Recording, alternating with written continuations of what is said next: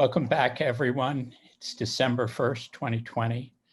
We've made it to December, both in terms of the course, but in terms of the pandemic.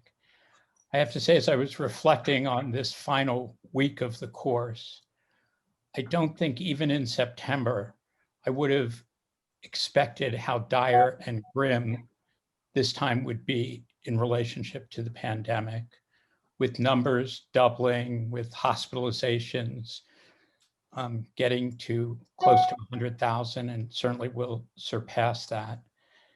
And with many unanticipated and unnecessary deaths. And as we look at the pandemic, we have to, at this point, come to some conclusion that the measures that we have applied, especially here in the United States, but in other places, have generally failed. These are principally public health measures that required changes in behaviors, mandates around closing businesses and schools.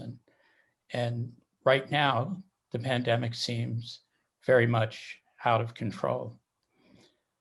Nonetheless, there's a lot of hope. And as I followed the news over the Thanksgiving weekend, there's much to make us expect that 2021 will be a better year and that the pandemic may come under substantial control, especially through vaccines. And we're going to have a poll in a minute about vaccines and where we stand.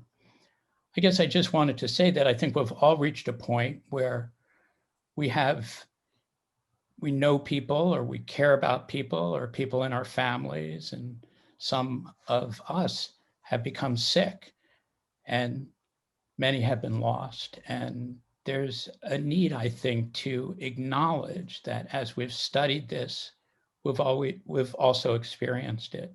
And many of us are experiencing loss. I think almost all of us are experiencing forms of fatigue. And that's especially difficult as we face this next period. But as I say, I listen to a lot of people. I think some of their hopes may be aspirational and expansive, but vaccines will make a difference. It raises this larger question of what we can accomplish through some traditional public health measures of education, information, behavioral change, and where biomedicine sits within a larger framework of controlling pandemics. On Thursday, Ingrid and I will look back at this last year with you and look ahead to think about what impacts the pandemic has had socially, culturally, politically, medically, with a sense of what can we expect as we look ahead, especially in this shorter or intermediate future. One of the things we're going to do on Thursday is talk about what we think of as key words, words that kind of anchor or explain or symbolically account for aspects of the pandemic. So we'll be sending you a Google Doc for you to select 4 key words, words that you think attract meaning and significance around the problem of the epidemic. So look for that in your email. I also wanted to let everybody know that the Q guide is up and available. And just to let you know how important your assessment, evaluation, ideas of the strengths and weaknesses of the course will be to us moving forward. So I really want to encourage everyone to check in and fill out your Q guide form. Today we're going to take up the question of misinformation. And yesterday I was listening to a podcast by a COVID podcaster, Andy Slavitt, and his guest was Ashish Jha, who recently left Harvard to become the dean of the Brown School of Public Health. And Dean Jha had testified last week before a Senate committee on hydroxychloroquine. And he was the one Democratic invited speaker. And there were 3 other physicians there, all of whom were invited by the Republican leadership, and all of whom were absolutely convinced that hydroxychloroquine is an effective, life-saving, epidemic-ending drug for COVID-19. And Dean Jha is somebody who believes in science, randomized clinical trials, the data, and very sophisticated. You've probably seen him on CNN all the time talking about COVID. He's been a go-to leader. And what struck me about the interview with him was how shocked he was to be confronted by three people who absolutely believe this. They had no significant financial interest in hydroxychloroquine. They questioned his credentials and his thinking on it, even though he had volumes of research and science behind the idea that hydroxychloroquine does not benefit patients who have COVID-19. And I just wanted to mention that anecdote because we are living in a world of incredibly contentious, divided perspectives on science, on truth, on public health, on politics. And as Ingrid and I thought about this second to last class, we felt it was crucial to have some experts, some guest faculty come and more deeply inform us about this world of conspiracy theories, misinformation, science denial, and the notion that we live in echo chambers that are increasingly disconnected from one another. So now I just want to ask Ingrid to introduce our guest speakers. Thank you, Alan. We have such a tremendous group today, and I think that this is really such a privilege, especially in this second to last class, and really our last class with guests, to have these three esteemed speakers. I think one of the critical pieces that Alan and I have hoped to incorporate into this moment with you all is the cross-disciplinary nature of this work. That all of these people, and these three speakers today really represent and embody this, they all have come from different disciplines.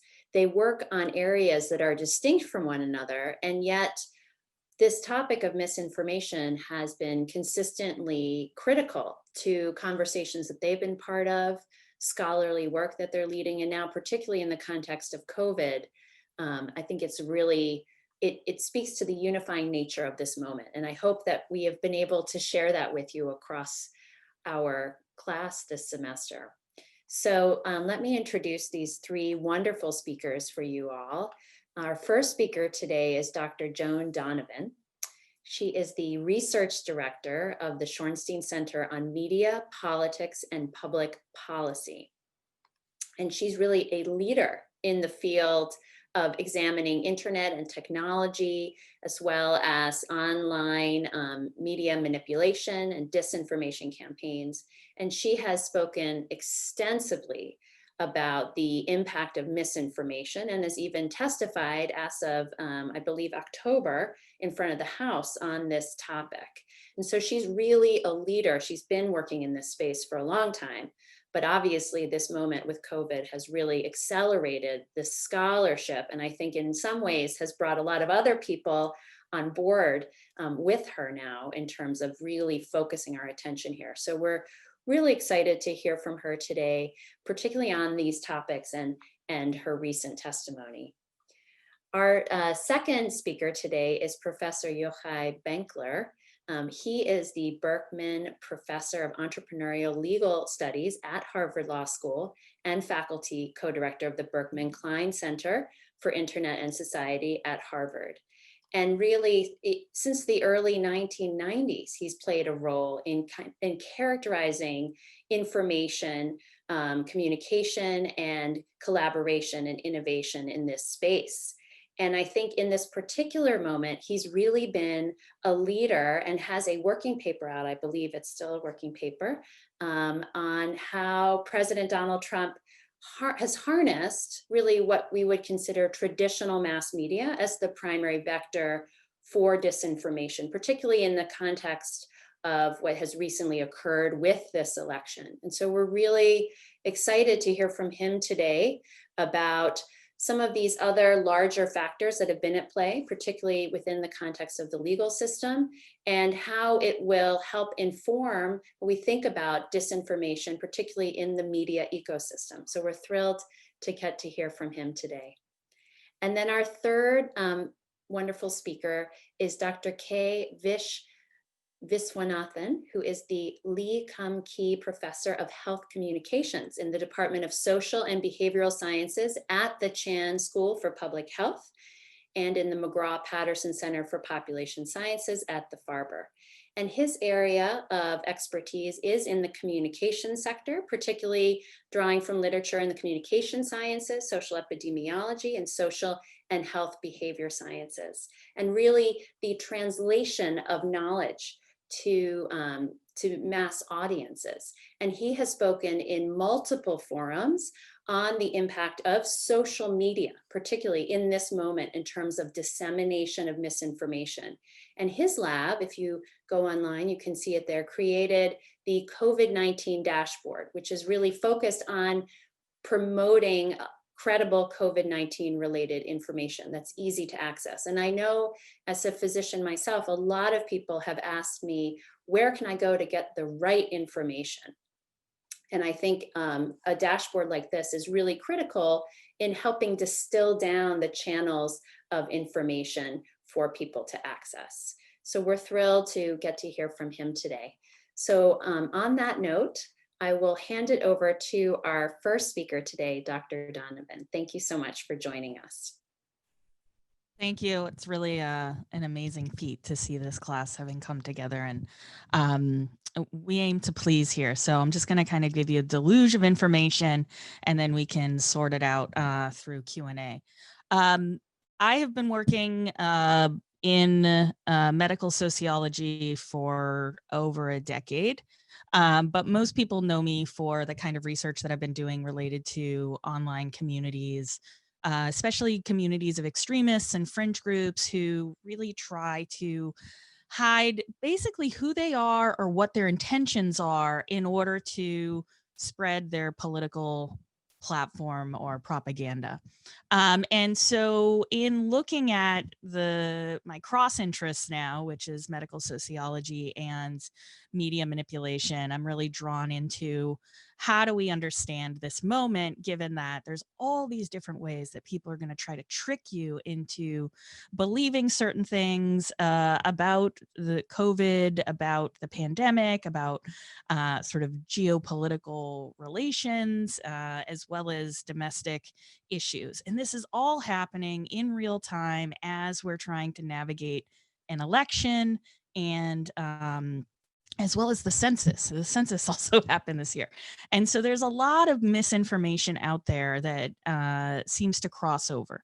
So one of the things that my team has tried to do is create a framework or a rubric for understanding this. What I will point you to is to go to mediamanipulation.org, which is our new website. And on that website, we have a bunch of case studies, 3 of which deal specifically with medical misinformation related to COVID-19.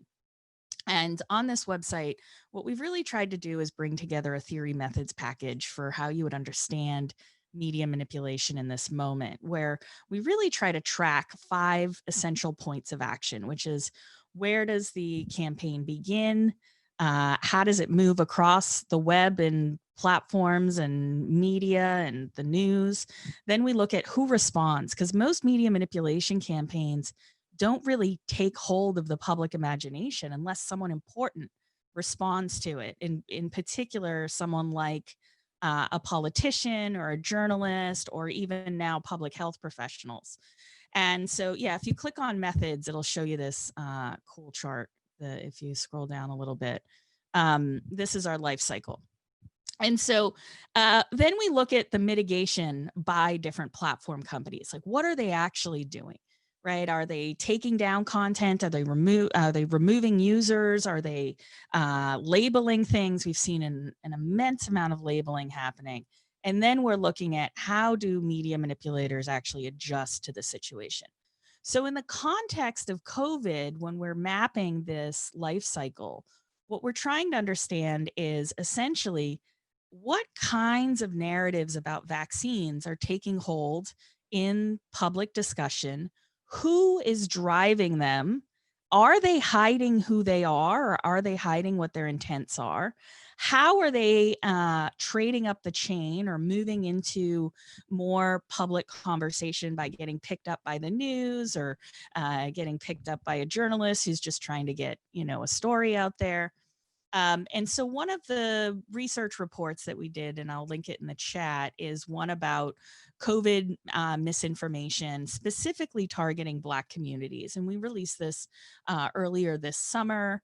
It's underneath the research tab at the top. And then if you scroll down a bit, that's called the Canaries in the Coal Mine Report. And essentially, this report is written by Brandy Collins Dexter, who's been a fellow of ours for a year and a half now.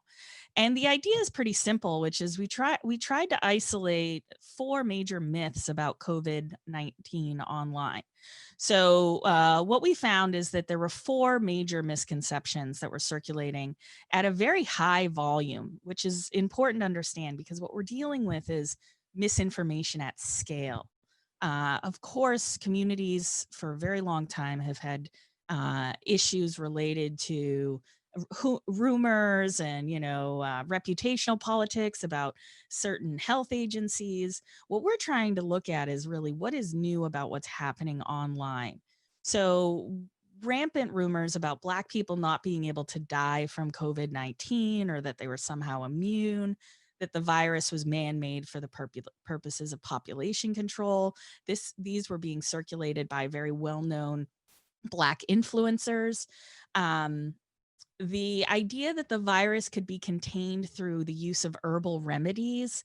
This was another line of misinformation that was very potent in online Black communities. And then another one that is starting to creep back into public view, this idea that 5G radiation or 5G towers are the root cause of COVID-19.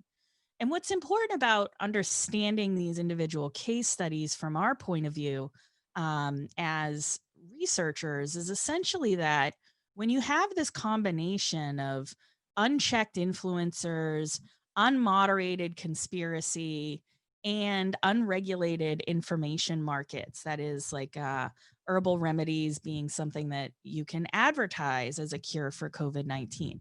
And we did see as these sets of conspiracies and misinformation came into view, that platform companies are willing to take action in some places, but not in others. And the actions were actually very uneven. They were very different across different platforms.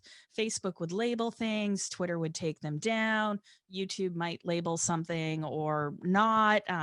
People were actively re-uploading things, right? So people were participating in this discourse, and basically, if anything got moderated, another set of people were called into action to reanimate these claims.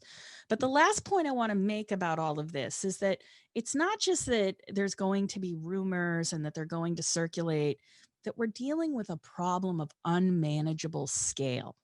Right. And this is something that our broadcast laws have tried to deal with in the past around instituting public interest obligations on radio. Basically, you have a rock music station, WBCN, and you just want to play bangers all day long. You don't want to be sitting around talking about the weather, or telling people the traffic update, or saying there's a city council meeting later today.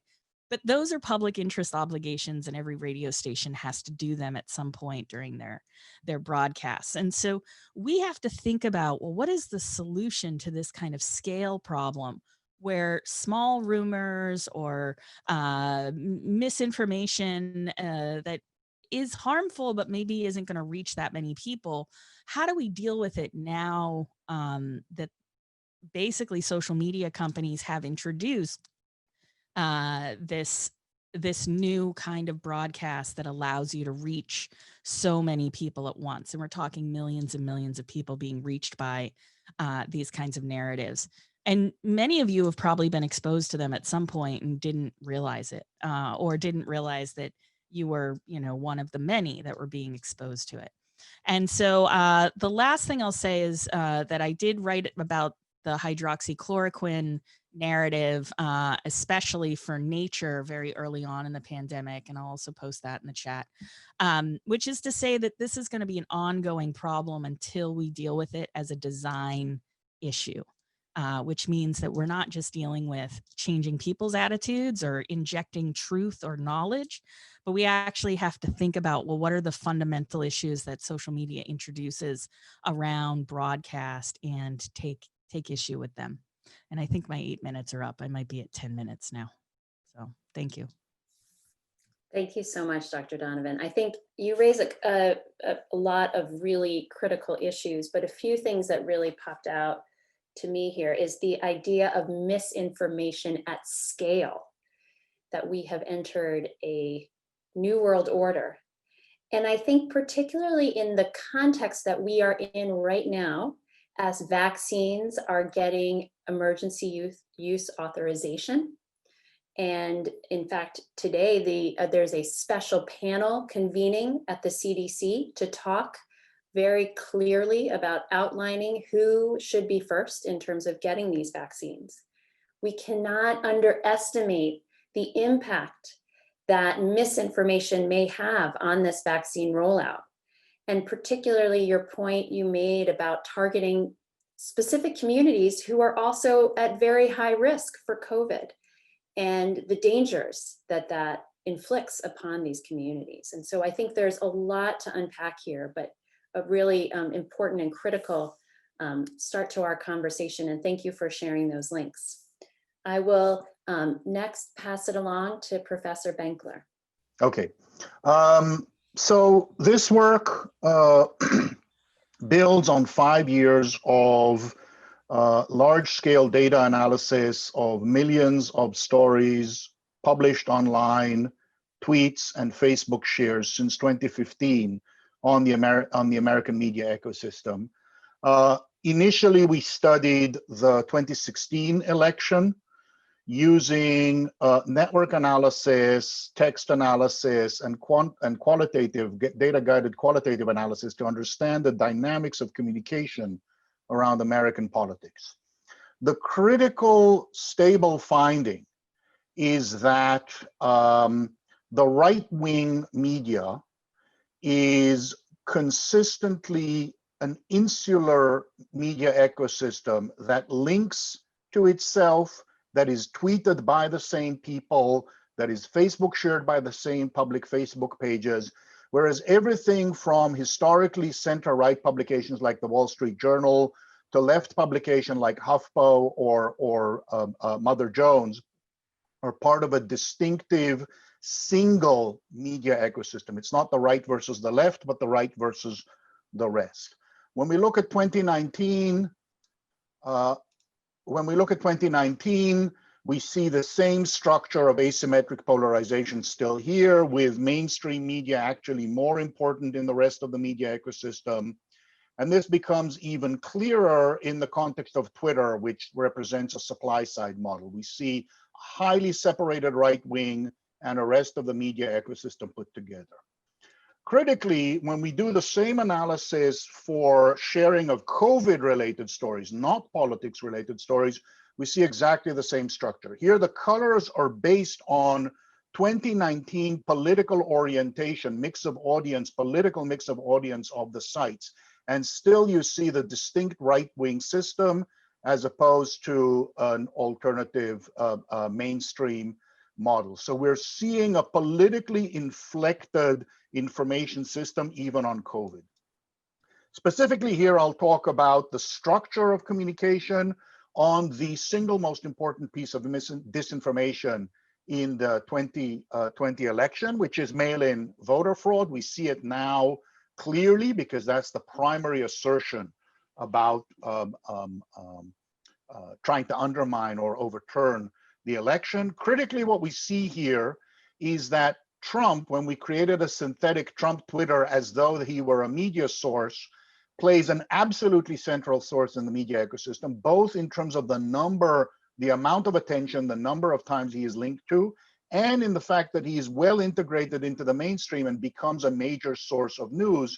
And you see again, the right wing is here separately. When we look at Facebook, we see polarization, a lot of amateur stuff, but 81% of those link to outside media. And when we look at the outside media, what we see is it's the Murdoch publications and it's the Robert and Rebecca Mercer published publications that are the primary sources of disinformation on mail-in ballots.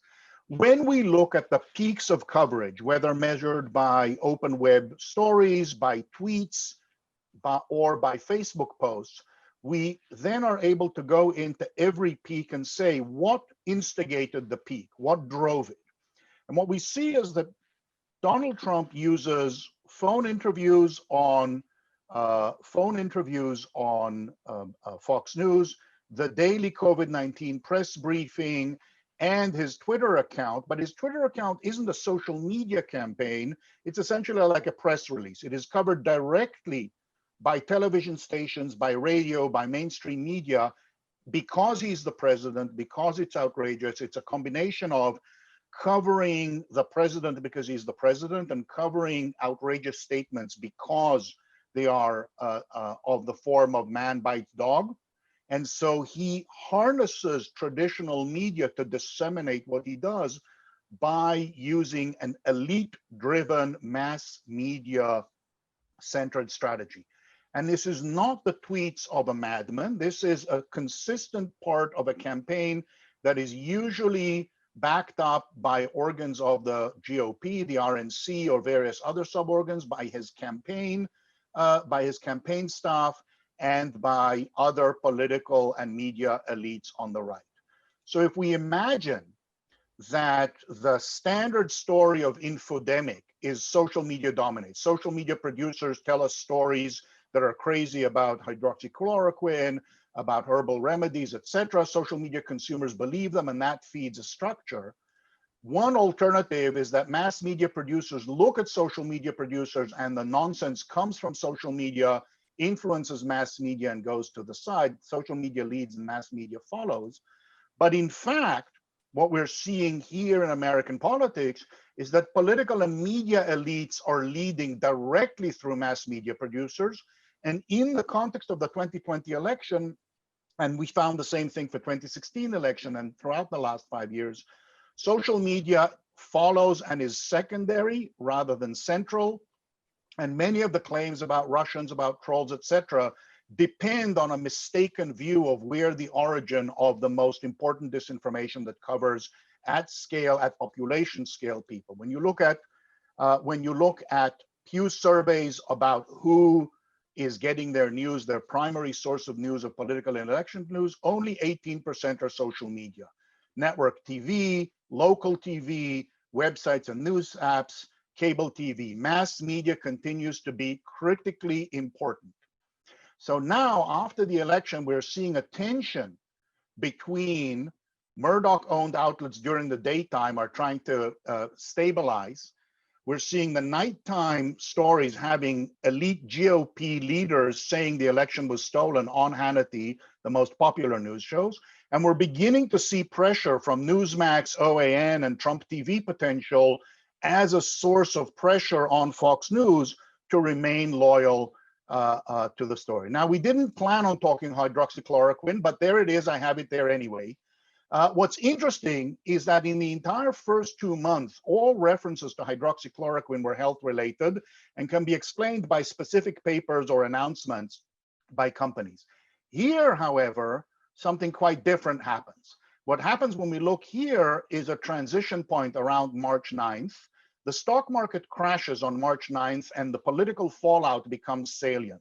The same week that the WHO announces the pandemic consensus of expert, Trump announces a national emergency. And what we see within the next 5 or 6 days is a mass of stories from Murdoch publications in Australia, in the UK, replicated in the US, and most influentially, we see this pretend paper on Google Docs that's replicated and tweeted out by Elon Musk on March 16th. That evening, the author of this nonsense goes on Laura Ingraham. The next day, he goes on Tucker Carlson. And by the next morning, it's on Trump with the COVID. And this is where we see the uptake on left and right. So what we have is reckless elites, mass media tabloids, and partisan press. Most importantly, Fox. It's not the Russian or the Chinese. It's not crazy stuff on the side. What's driving it is motivated reasoning that is politically inflected, and it interacts with a media ecosystem whose business model is to offer political identity confirmation, not news. And just this morning, just this one last note, just this morning on Fox and Friends, for the first time, see here masks work, we see a very tentative, polite story about Kansas and counties that did use masks and counties that didn't. And we're beginning to see a little bit of a mass media effort to pull back on Fox.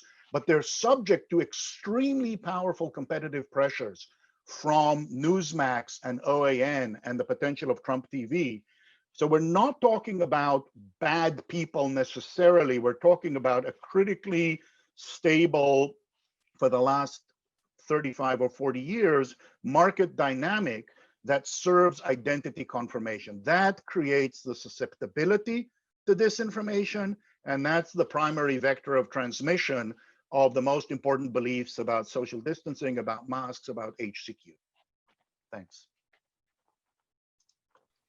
Well, thank you, Professor Benkler. That's really, those graphics are so profound. And I think one of the critical pieces I hear from what you're saying is, I think a lot of us have presumed, perhaps mistakenly, that this has been an accelerated, and there are components certainly that are accelerated under this current administration, but that this has been a consistent thread for a while. And your work obviously testifies to that, and the politicization of this, and really using this polarizing force that grows, ever larger in our country to basically provide information from multiple different sources that get then funneled into these central places where most people get it. And I think it's deeply profound and actually quite alarming to look at those figures. I feel like my breath gets taken away conceptualizing how challenging it might be for people to try to interpret, based upon this kind of web of information out there or misinformation, what is accurate. So thank you for sharing that with us. And I think this leads perfectly into our final speaker, Professor Viswanathan. Thank you. Thank you so much. First, let me thank Professor Brandt and Professor Inkatz for inviting me to spend the next few minutes with you in the class, talking about this really important topic. And to be, on this panel, I'm a huge admirer of the work of Dr. Benkler and Dr. Donovan. So it's nice to have some kind of a halo effect, and reflect on their glory and their wonderful work, So it's nice to be here. And to be very frank, I'm really jealous of the students. I went through the syllabus, and what an extraordinary class and the set of speakers you had. So I wish I was in the class. I wish I was on the other side, listening to all these speakers and to Professors Katz and Brandt. In fact, I used to tell my colleague Glorian Sorensen, when I grow up, I want to speak like Alan Brandt. So someday maybe. So it's great to be here. I think Professors Donovan and Benkler have actually covered a lot of ground. I'll just try to. I don't have any PowerPoint slides. I can create some if you want, if you're desperate about it, but I thought I will spare you from them and just make a few points and leave some time for interaction or discussion, I think, right? So misinformation and disinformation are not new, right? We always had misinformation. Misinformation is somewhat innocuous in many ways, in the sense, I have the wrong facts, and that's perfectly reasonable. I think, sugary drinks are great for relaxation and nothing to do with obesity. And that's perfectly reasonable because that's what advertising tells me. Unless somebody, a scientist comes forward and publishes a paper and it's covered in the media to say, no, sugary drinks could lead to potentially obesity and other kinds of problems. It's always been there, and it's perfectly reasonable, I think.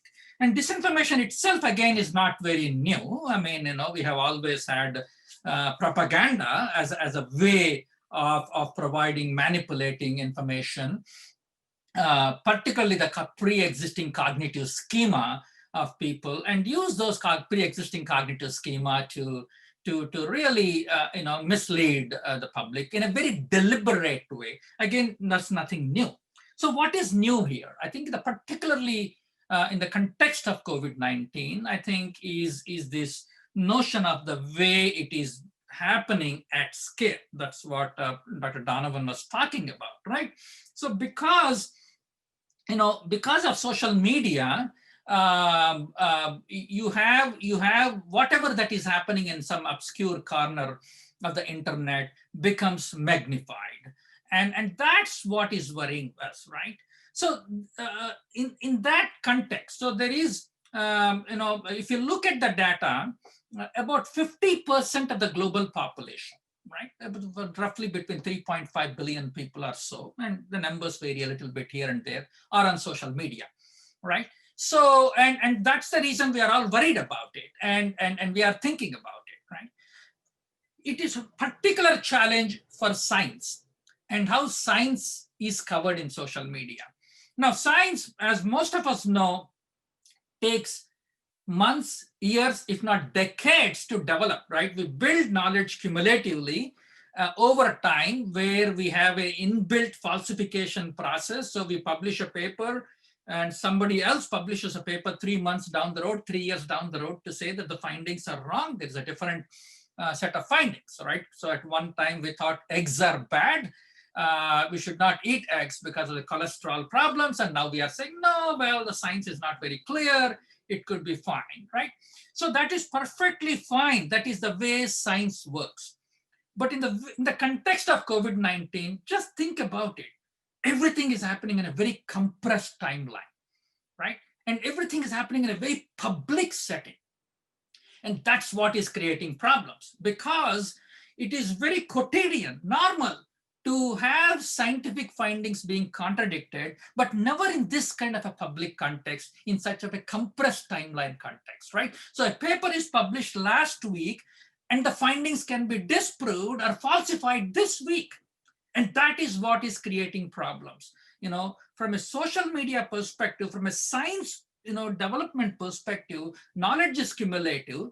And we know much more about COVID-19 than we knew, say, 10 months ago. It's an amazing how much we have learned about this very new disease in 10 months. People don't appreciate it because we are focusing so much on disinformation and misinformation. But in fact, science has been doing its job, except that it is happening in a public context. And that's one of the challenges in communicating science with the publics, not just public, there are publics out there, that how do you communicate a developing science, an evolving science, as it is changing almost every day, right? Not just months or years, almost every day when a new paper comes out. I think that is creating a huge problems for us. And so what is the issue here? Why is it that it is becoming so public, right? And this is where I think Dr. Benkler's hypothesis is extremely critical, the way he laid it out. So it is not, we somehow, because we all are on social media, we assume that social media have this profound effect on people.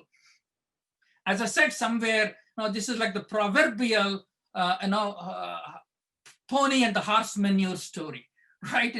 There must be a pony somewhere because, everybody's on social media. But the fact of the matter is, as he so rightly pointed out, it is information, disinformation, misinformation being driven by real life groups, not just offline, right? So what's happening is, whether it's a hydroxychloroquine study, which is a wonderful exemplar of this problem, or the 5G cell towers, or a vaccine, the COVID-19 vaccine is going to inject these microchips so that they can trace you. All these are not just emerging from social media, right? These are real life groups using social media. But what is happening, as he showed clearly, is it is actually real life groups publishing on social media. It would have lied in some obscure corner. In a non-COVID context, that's where usually it lies, right? You can go back and look at a lot of examples. But in the COVID-19 context, in the hyper-partisan world, what is happening is it is picked up by other groups. And there is that reciprocal process between real life politicians and partisans and social media. And that reciprocal process is what we call as, spiral of amplification, right? The real life groups publish something, social media amplified, then real life groups pick it up. So when somebody like Trump picks it up, the mainstream media have no choice but to cover it, right? Even if they know, even when they knew that this is false information, they have no choice, because that's the role of the mainstream media, right? So that spiral of amplification is the reason where we are finding disinformation and misinformation is being mainstreamed, right? So whatever that used to lie in some obscure corner becomes mainstream because of this reciprocal process. So it's not just to blame only social media on this, right? So that's it's very important to know that. A second point I want to say on this is the notion of inequality. So what does an ordinary person supposed to do, right? In this world, right? So if you're a regular person on the street, fortunately, they are not on Twitter, right? Because we are all on Twitter, we pay a lot of attention to Twitter, we analyze Twitter a lot and magnify its impact. But the fact of the matter is, if you talk to a regular person on the streets, she or is not going to spend her time, tweeting, right? But the information ultimately percolates to them and they're worried about it. And this is what we learned. I think, what do I as a citizen need to do, right? And this is where evidence becomes important. And so let me say, talk about two issues in terms of data based on the survey we just completed.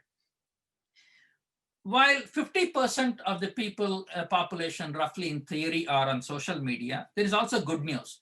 50% are not on social media, right? So that's the good news. So what is the impact? When we did our analysis, we found social media don't matter.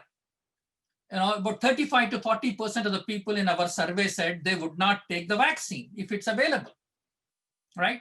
But it's not because of social media. The relationship between social media and the vaccine uptake was a complete washout, right? Where are they going for their information? This goes back to what Dr. Benkler was saying. If your mainstream source for information, if your source for information for COVID-19 is right-wing media, Fox News, Breitbart News, you are 2 to 3 times more likely to say you will not take the vaccine. If your major source of information on COVID-19 is mainstream media, in quotations, like New York Times, Wall Street Journal, Washington Post, you are 1 or 2 more times, odds ratios, are likely to say you will take the vaccine, right? It is your source of information that matters. A second important factor, party identification. If you identify yourself as a Republican, you are much less likely to say, I will take the vaccine. If you identify yourself as an independent or a Democrat, you are much more likely to say vaccine. If you trust scientists, if you score high on trusting scientists and researchers, you're much more likely to accept vaccines than otherwise. Last, if you perceive the risk to be high, you're much more likely to take the vaccine than if you perceive the risk to be low, right? So there is good news for us here. It's not all doom and gloom, right? There are things we can do, I think. So we have to look at the empirical. I'm not suggesting, by the by, that social media don't matter. Please don't misunderstand me, right? I'm saying we need to take a more nuanced look at how these effects occur. And that's why it was so nice to follow Dr. Donovan and Benkler, because they have laid the table for me, so to speak, I think, the way they have laid it out, right? Then the last point I want to make, and I'll keep quiet after this, just like money, or wealth, or health, information is also unequally divided. There are communication inequalities. What we mean by that is different social groups and different individuals have differential ability, capability to access information, to process information, and to use and act on information. And this is what we call as communication inequalities. And that's one of the significant worries for us. Just like people are worried about health disparities and health inequalities, we are worried about communication inequalities, because not everybody has access to information that they can use. And this is what worried us when we started working with our community partners, and we do a lot of community engaged research. We have been hearing a lot from them. It is a national embarrassment for us that not until April we documented that COVID-19 is affecting different groups differently. Think about it. It took us 4 months to recognize that. How embarrassing is it? It's a shame, right? It's a disgrace. So many people who are underserved, who are minorities, have died and suffered because we have not been able to document this early on, even though we know from social epidemiology literature that this is likely to happen. So when we started hearing from our community partners, we thought about it, said, what do you need in your day-to-day life? You don't read New England Journal of Medicine or JAMA every day and chase down every new finding. That's not what you need. What you need is, what do you need to make your decision today about COVID-19? And that's the reason what we created this dashboard that Professor Katz mentioned. I'll be happy to put the link up. And what we did in the dashboard is we said, you don't have to go through all journals. We will do that for you. We will synthesize these findings for you. What is necessary for you today, right? So we have some myths versus facts. We have some frequently asked questions. We have some data. We have some tips on well-being, etc. And we said you can go to 2 or 3 sources. You don't have to go all over, CDC or WHO, wherever you want to go, a couple of sources, and just get the information you need today, so that this is our effort to minimize those disparities or inequalities among people. And this is used by our community groups who work with their clientele and distribute this information. Not that they are always on the web or internet. A lot of our partners are not on the internet, but our partners are, our people are not. So our partners print out this information and share it with them, right?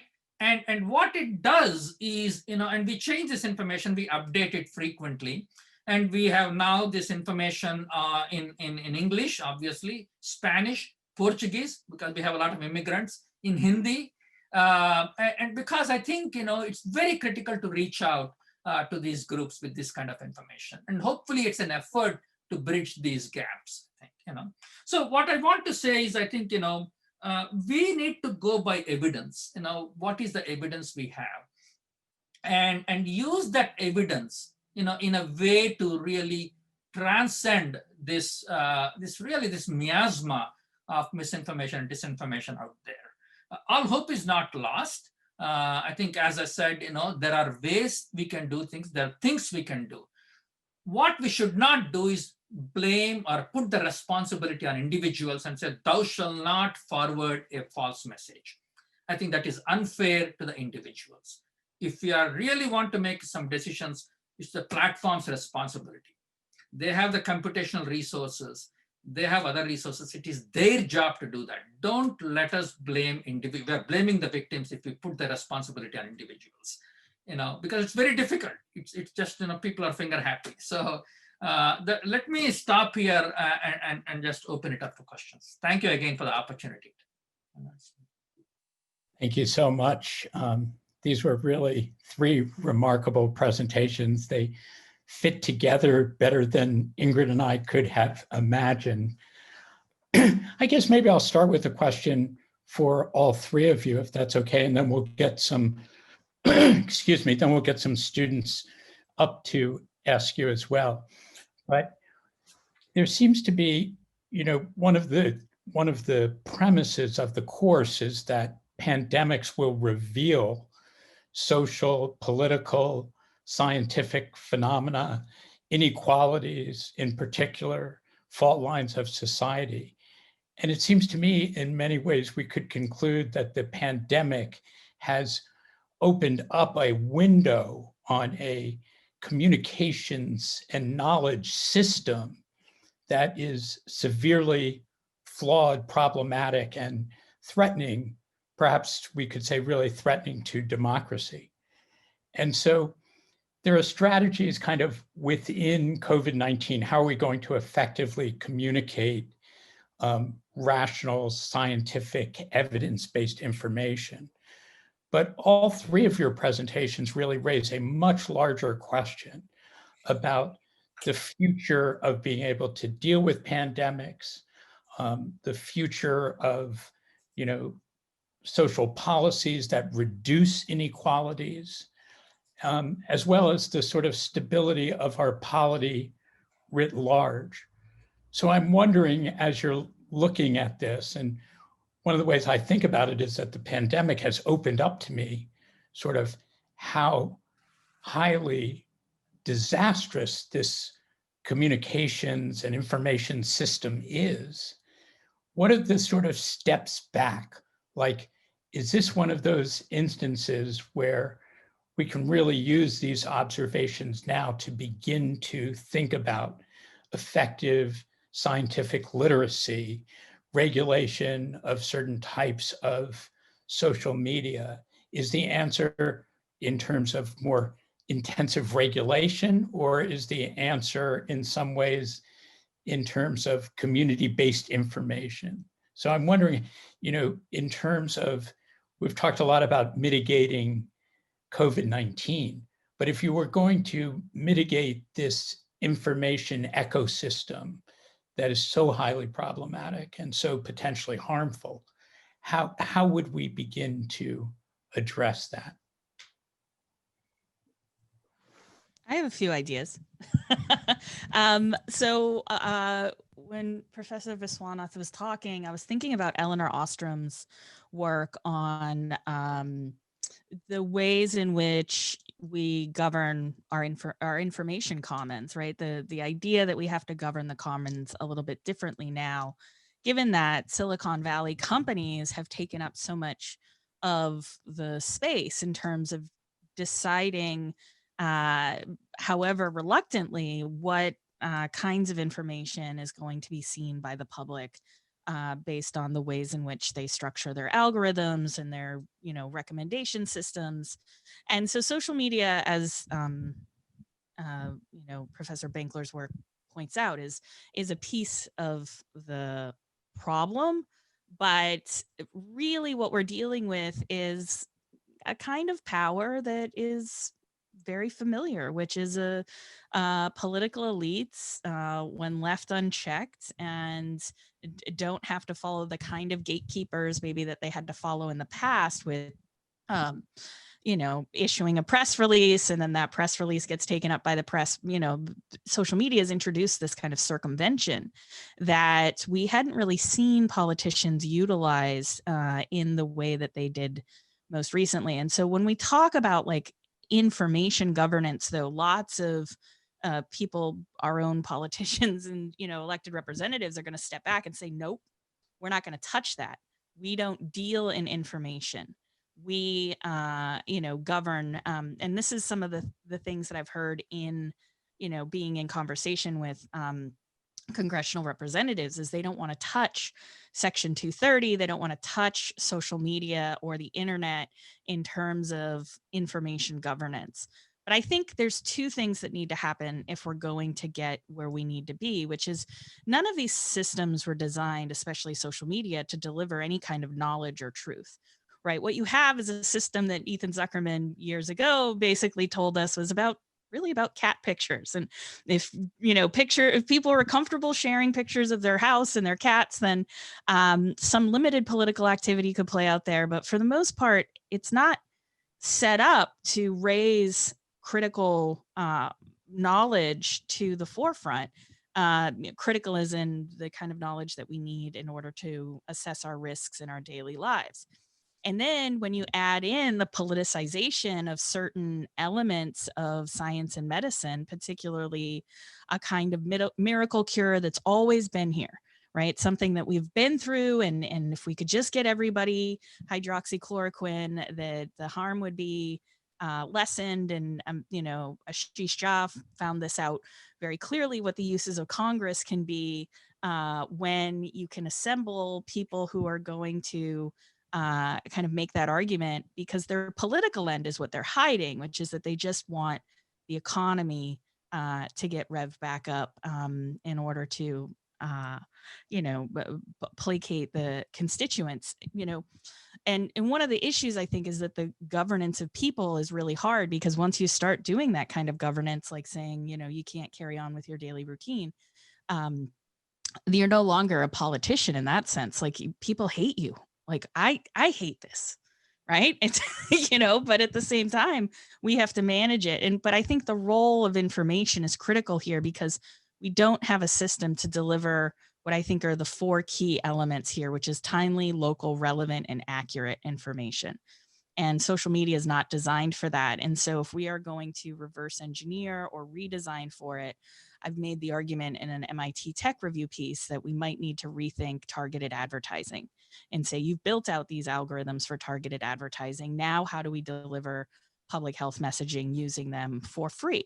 The other thing is that I've written about in Scientific American is that we have no distribution plan for the truth. And so we need content curation on the front end of algorithms. It can't just be that algorithms surface what is quote unquote fresh and relevant, which is also what's popular, because that is very gameable. And, you know, Yochai's work shows this, as well as others, is that when an algorithm is kind of set to run, people do invest incredible amounts of time and money in engineering it so that their information will come up first. And so I think unless we have these things in place and we have content moderation in a way that is consistent across platforms, we're going to keep reliving this problem of not having a clear design for accurate information online. And so that's where my mind goes, which is less about regulation, only in the last instance where we continue to see this problem play out of political elites utilizing social media and other conduits of information to spread, you know, essentially what is their political ideology rather than the facts of the matter. Other thoughts about this? Go ahead, Yochai. No, I know I do my research with a lot of data from the net, but I think it's really important to understand that the crisis of democratic societies is not fundamentally about social media, not fundamentally about information systems. It's about political economy. When the 1929 crash did what it did to the world economy, radio was the plenty good enough new technology that allowed for the rise of fascism. And that supported Father Coughlin in the US and obviously fascism in Europe. When you talk about inequality, Ronald Reagan talks about the welfare queen to racialize the welfare system in order to undermine trust in social insurance. When he says the 9 most scariest word in the English language is "I'm from the government and I'm here to help," that's a fundamental assault on the possibility of rational democratic policy for the common good.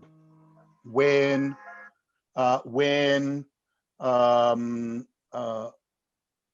George H.W. Bush runs on Willie Horton and Richard Nixon has a war on crime, a war on drugs, you're racializing again the entire structure of the role of government. So that's where the origins of the political identity that created the market dynamic that fed Rush Limbaugh in 1988 and the Christian Broadcast Network in 86, that fed Fox News in 96. The internet is just wrapping itself around it. The crisis is a global crisis following the Great Recession and the collapse of the economic system that was put in place in the 70s. It creates enormous insecurity. It creates enormous identity threat for millions of people. And politicians and media moguls take advantage to make money and get power from it. It's really important not to get entangled with the specifics of a communication system when the crisis is structural in the political economy. Yeah, just a couple of points. I think you are the historian here, Professor Brandt. So you know this. This is nothing new, right? I mean, we have always had. I think Yochai pointed out the example around radio and its propaganda power. So we always had these issues. I think and I think we blame the information systems, but I think that the problem lies with the information system, but it's actually outside the information system where the information system is being used or manipulated for powerful political ends, I think, and I think is absolutely right. I think, it is, even though I'm not a Luddite, I like social media as much as anyone, internet as much as anyone, but we have to look at the data. We have to look at the evidence. And clearly there is a crisis. There's a crisis of governance all over the world. There's a crisis of equity issues, inequalities. And the populism is not driven just by social media, right? Populism is out there, even in countries where social media are not very prevalent, I think. I'm not saying social media are not playing a role in this. Absolutely they are. But it is really a larger crisis we are facing in terms of governance and political ideology and partisanship, not just Republican versus Democrat, around issues of equity globally. And I think, and I think certainly the kind of a current information system we have are contributors, major contributors and some of the drivers. And to me, the solution then is, again, as I keep saying, we can teach all the scientific literacy we want, right? But at the end of the day, we are still expecting individuals and the goodness of their heart to act rationally. I'm not a cynic. I'm a skeptic, but not a cynic in my life, right? I'm not saying that individuals don't act rationally. I'm saying, but I think we are putting too much onus on individuals. If we want to do something, we put the responsibility squarely on these platforms. Just as we have done with broadcast systems historically, with newspapers historically, even after the First Amendment, there were limits. Learned Hand and others have written very well about this. So my argument is, if we want to do this, it is the platforms that we should tackle, and not just think of teaching literacy of some kind to the people. I think, I mean, it works, but it's not really scalable in any way. And I do think, and I cannot repeat this until people are sick and tired of me saying it all the time, equity is the heart of this. Racism is at the heart of this. If you look at what Professor Donovan showed, right, on blacks being targeted, they're already manipulating the pre-existing historical schema, right? If you look at the data, in our survey clearly showed African Americans are less likely to take up the vaccine because we have a sorry history with science and African Americans, with science and Native Americans. We can't ever outlive that, right? No amount of social media, no social media doesn't matter when we have that poor history, and we have to really compensate for that. These are such important points. I guess one of my questions is, I see these deep historical continuities, but then I find myself thinking that something different has actually happened, and that the velocity of the communications, and if I could take Professor Benkler's networking map of information back 50 years or 100 years, it would be very spare compared to this density and velocity and pace of the way we communicate now. And I sometimes do have this idea when I'm talking to people who disagree with me so radically. And I realize that they've been listening and thinking in such a, insular place. And it's very strategic. I forget which one of you used the term tricking people to believe. And so I wonder if there's some deeper psychological dimension to the political economic forces that have produced this that make me so alarmed by the current moment. But there are reasons also to believe that if we do identify these things as fundamental to inequality or fundamental to political economy or large capital interests, then we can figure out ways to address them. Let's get some students on. I'm sorry to